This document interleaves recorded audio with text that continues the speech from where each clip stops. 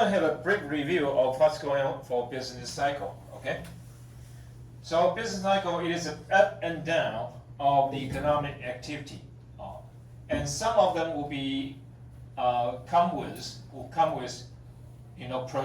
changes in productivity. So we're going to go through very briefly. And 8.4, you look at that. Aggregate demand, aggregate supply. This is one way to analyze, okay, how the economic activities changes and what is the cycle looks like. And also, there are various shocks, okay. As we mentioned before, in the Middle Age, right, in the 14th century, 13th century, we talk about bubonic plague. Okay, bubonic plague, and for the modern era, we have COVID-19, okay, and in 2004, we have tsunami in South Asia, okay, and also we also have some big earthquakes that happened before. Okay, so NPER is an institute of economic research in the U.S. They have, leading role in terms of economic research, and of course, whether the economy is in recession or not is according to their indicators. And so, Huang Weixin, do you remember what means recession? Okay, but the definition. The GDP goes down for 2 quarters in a row, okay? That is recession. Okay, good. Okay, so here, business cycles are fluctuations of aggregate economic activity. So it's not anything specific, it is general, okay? Just like, when we say inflation, we don't mean to say one goods or the other goods that going up in prices. Is generally the whole thing of the economy. Okay? Okay. So again, I just want to remind you, this is the diagrams of what a business cycle looks like. And you want to match that with investment portfolio. Okay, we have done that several times. Well, just remind you to remember that. So we have, at a peak, cash is king, right? When it goes down for a while, you're going to buy bonds. When you get to the bottom, you want to turn some of the bonds into stocks. And when you go up, you probably want to get rid of all the bonds. And again, to the peak, it is cash is king again. Okay? Okay.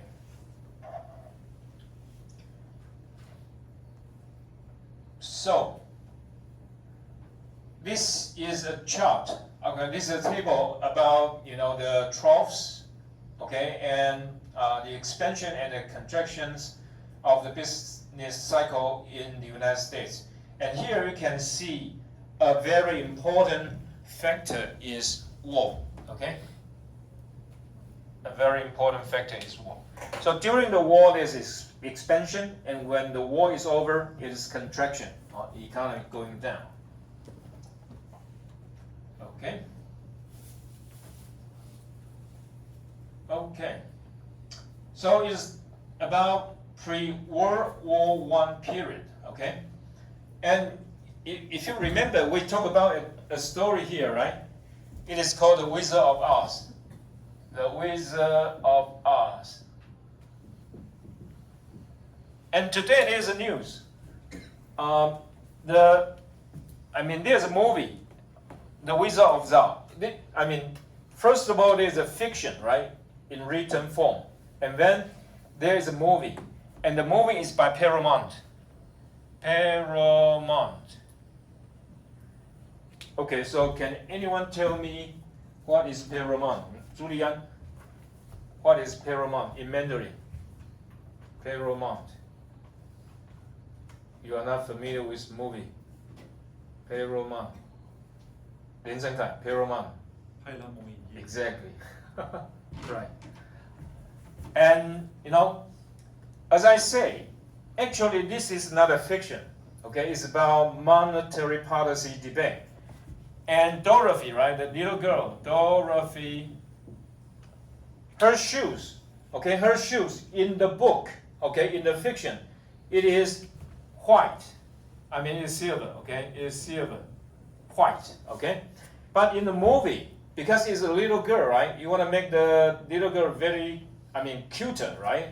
Not just cute, cuter. And so the shoes in the movie is red. But, you know, this is a mistake because the road that can lead Dorothy back home is yellow brick road, right? And can anyone tell me, do you still remember what is yellow brick road? 公司云. What is yellow brick road? Exactly. And what is us? What is this? Wang Ruyi. What is this? Think about it. It's a unit. It's a unit of weight.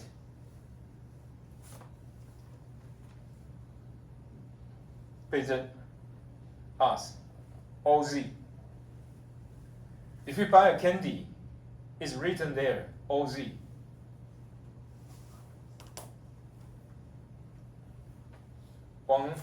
Chen Yijun, OZ. Is a unit of weight. Weight. How heavy is it? Weight. 林森凯. Exactly. Okay? Yellow brick road, gold, right, is sold by the ounce. So the Wizard of Oz is the Wizard of gold. Okay? So why the East wizards are much more evil? Because in the East, there is New York, right? A center of banks. And the banks are evil because the bankers insist on what? Gold. And what about farmers? Farmers prefer silver. And so that's why in the story, water, okay? Water is very important because if you have water, you can have very good crop. You can have a lot of wheat, cotton, everything. And so you can solve the issue of the farmers. So if you have water, you can get rid of the wizards. Okay? So the story is not, you know, that, I mean, everything of it is almost related to economics. Okay? Okay, let's move on. And what's the issue? The issue is deflation. Okay, the issue is deflation. And so how are you going to deal with deflation? You need to have inflation. So as a matter of fact, why the issue is all gone? Because in the 1870s and on, there is a place, okay, called San Francisco. San Francisco. And what happened? Because they found gold. If you have a lot of gold, right, the supply of gold will go up, right? Supply of gold will go up. What does that mean? Because at that time, okay, major powers in the world, they all use gold, okay? So the price, because supply of gold going up, right? What about price? Price will go down. Price of gold, because the supply of gold, okay, supply of gold going up, so the price goes down, right? So what happened? Each unit of gold, the amount of good of each unit of gold is going down, right? So what does that mean? Inflation. Okay? So anyway, it's quite interesting. You know, if you have time, you should take a look at this. So can anyone tell me, Zhang Yixun, what is the name of San Francisco in Mandarin? Right? Louder. Because you used to have gold. What about now? It's all gone, okay? Good. Okay, so we talk about Great Depression and World War II. So this is very important. Some people say it is the New Deal of President Roosevelt that saved the U.S. from Great Depression, but really it's not the case. And at this point, many economists have different idea about how to get rid of depression. You know, Keynes say you need to have fiscal policy, okay? And a lot of other people say you need to have monetary policy, okay? So, as a matter of fact, no one knows for sure whether fiscal policy works better or monetary policy works better. But the way to save it, it is the Second World War, okay, or World War II, okay? And, you know, at that point, the economic situation is very precarious, is very dangerous.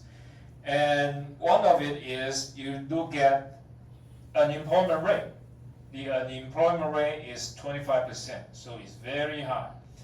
And even to 1933, okay, the economy should be, you know, if you believe in classical economy, okay, for 4 years, okay, the Great Depression starts in October 1929.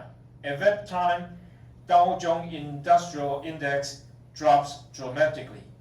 And so after 4 years, things should become better if you know, believe in classical school, but it did not. And so then President Roosevelt issued an order, okay, it's called banking holiday. What means banking holiday? Banking holiday means all banks don't open your door, okay?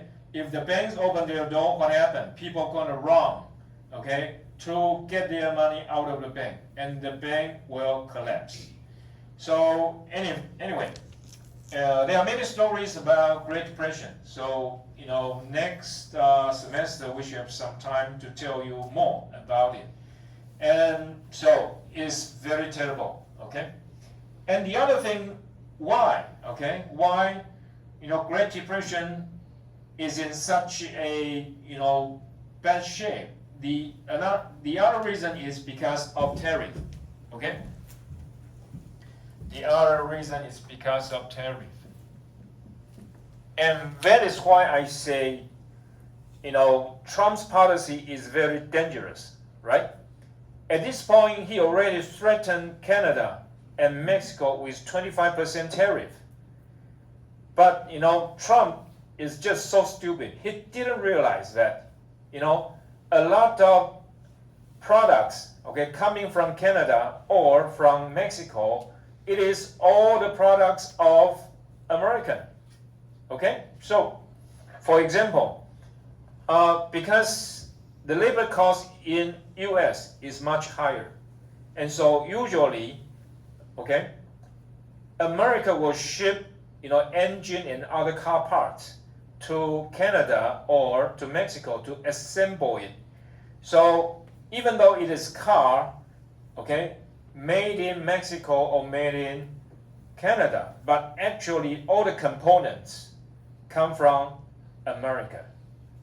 So if Trump, okay, you know, you're gonna see that quite soon, you know, because now is already December. And when will he be the president? January 20th, okay? Just like 1 more month. And if he did do that, US will be in big trouble. And because during Great Depression, everyone care about jobs and care about their own products. So they increase tariff. Tariff goes up, okay? US increased tariff. But you know, what about the other countries? The other countries did the same thing, right? And so, because of that, the trade market drops dramatically. And because of that, the whole world is in recession. So, I'm just not sure. You know, during the recession, I'll give you some articles that I written for Liberty Times, and then you can check a little bit what's going on. Anyway, so, okay, so the Great Depression, so they say there were really two business cycles in the Great Depression. So one is a contraction in 1929 and then in 1933. Okay, and in the meantime, it increased a little bit. Okay, the output. Okay, in 1937, the output increased a little bit. That is the same thing for Japan. Okay, Japan. In 1989, there's a big market collapse for the stock market. And then a little bit, 4 years later, okay, the economy actually increased a bit. But what happened? The Central Bank of Japan, okay, the Central Bank of Japan, it increased interest rate. You know, supposedly the economy is going back. That's good, right? But no one knows for sure is a temporary phenomenon or is a long term. And because the economy increased and the Japanese central bank worry about what? Worry about inflation. And so it increased interest rate.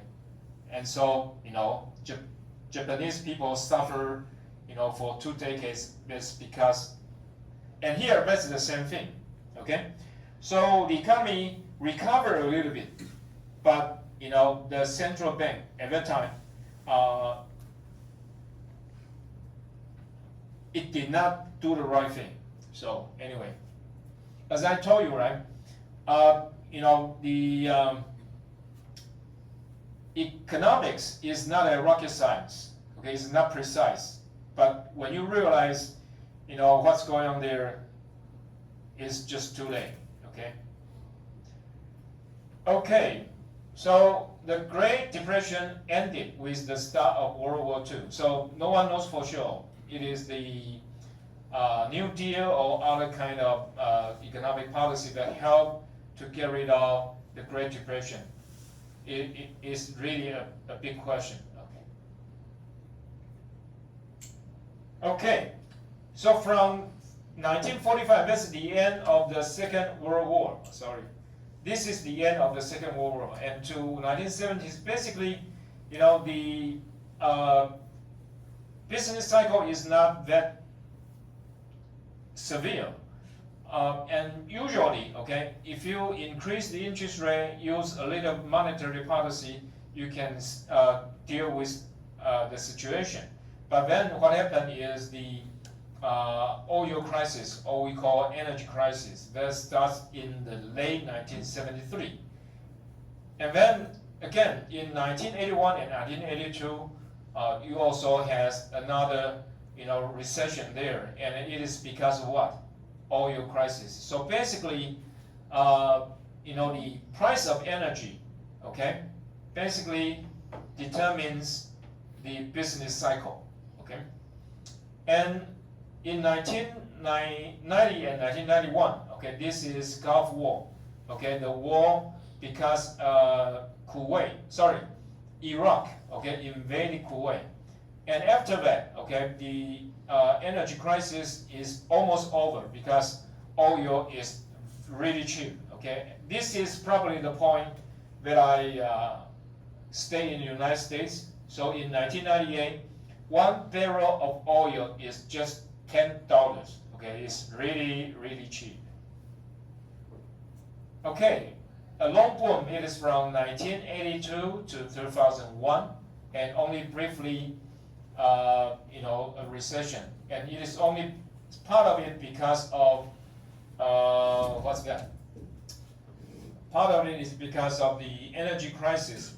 But then 2000, right? 2000 and 2001, so probably it started on 1993. That is the time I was in the US to study my PhD degree, and then to 2000. So, as I mentioned last week, right, what happened here? You have internet. So as we say, basically there are several reasons to have, okay, to have you know, business cycle. One of it is innovation. And the characteristic of innovation is what? Investment. Investment. Okay? As I told you, in Taiwan, in the late 1990s, we have in the early 2000s, we have HSSR, right? High-speed rail.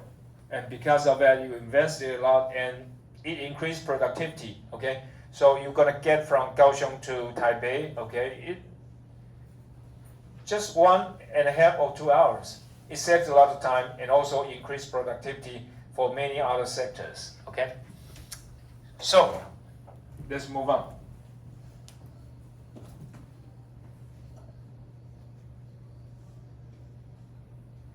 Okay, and then we get to 2007 and 2008.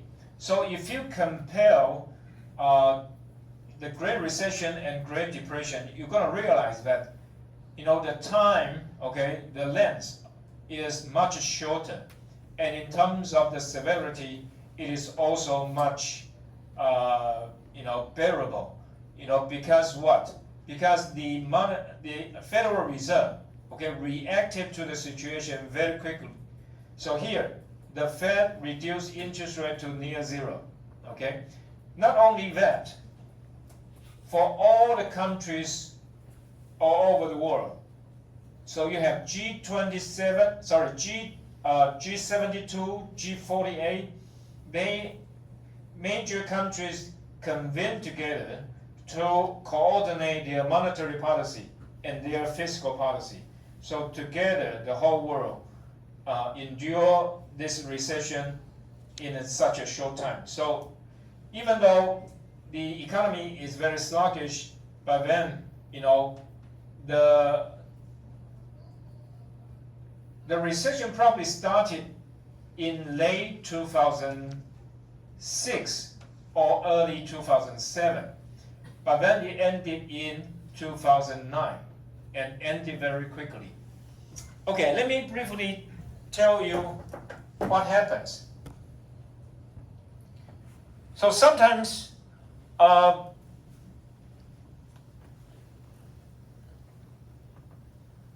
Warren Buffett said, when everyone is in panic, you should be greedy. And when everyone is greedy, you should be panicked. We are not Warren Buffett, okay? We invest in stock market with our money, not others. Warren Buffett, even though you would say he's an investor, but no, actually he's in charge of investment on others' money. So it is totally different. If he make money, he gets some of it. If he lost money, it's other people's money. So it's totally different. What I want to mention to you is that, okay, at the trough of the financial tsunami, the Dow Jones Index is something like 6,000 points, okay? At the trough, at the bottom of the recession, the Dow Jones Index is something like 6,000 points. But about 1.5 years after that, it increased to 18,000. What does that mean? Unfortunately, a lot of people, they sold their stocks during this time, and they're going to regret, okay? And fortunately for me, I have some investment in the US. I never saw any stocks at that time. So I got some profits out of it. But it's really hard because, if you don't have jobs, okay, you don't have any income, what would you do? You need to survive, right? So some of them sold the stocks, but, well, it's gone. Okay, let's move on. So here, that's the question I mentioned at the beginning of this class. So have American business cycle become less severe? This is a question. As I told you, right? Because we have better products, better quality of cars, right? And also we have now green energy. We have all these things. So actually we are able to endure much severity in terms of the economic situation. And so because of that, this time I use the word resilient, okay? Actually, we are more resilient. So that means the economic cycle is not that severe, and also in terms of length, it should be much shorter. But again, different economists, they look at different data, okay, and also they have, very different interpretation. So let us check it.